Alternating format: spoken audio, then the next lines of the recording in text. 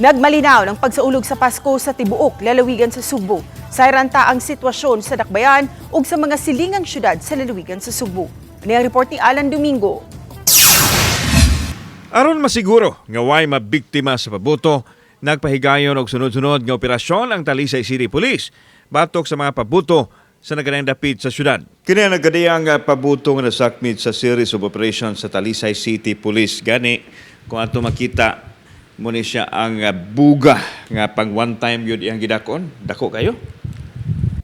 Apil sa nasakmit ang Piccolo, Papap, Fountain, Quites ug uban pa. Sa kinandak na operation ng ating kapulisan dito sa City of Talisay Police Station, meron po tayong mga na-confiscated na iba't ibang klase ng paputok.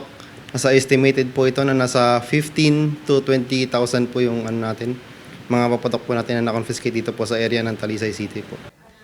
Giklaro sa Talisay City PNP nga walay firecracker designated area ang Talisay, hinungdan nga may pahigayon sila og operasyon patok sa mga pabuto. Ginagawa natin is nag-confiscate po tayo para po in the past few years na may mga insidente na regarding sa paputok.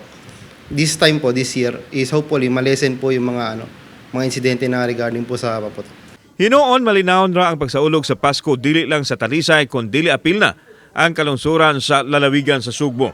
Sa gipagawas nga press release sa CPPO, generally peaceful ang Christmas celebration.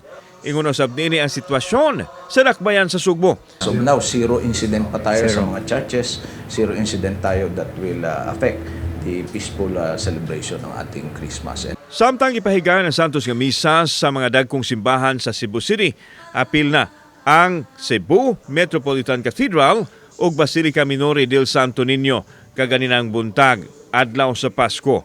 Gamay ra mitambong kay kasagaran sa mga tao na nimba ng daan atol sa Misa de Aguinaldo kagabi. Dunay pangaliya ang mga nanimba.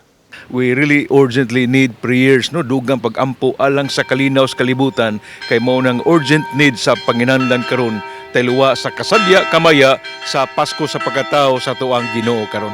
Ang ako lang wish that we have a long-lasting life. Kung pwede lang. Kauban si Clover Lumayag ug Marlon Melgaso. Ako si Alan Domingo. Balitang Bisdak.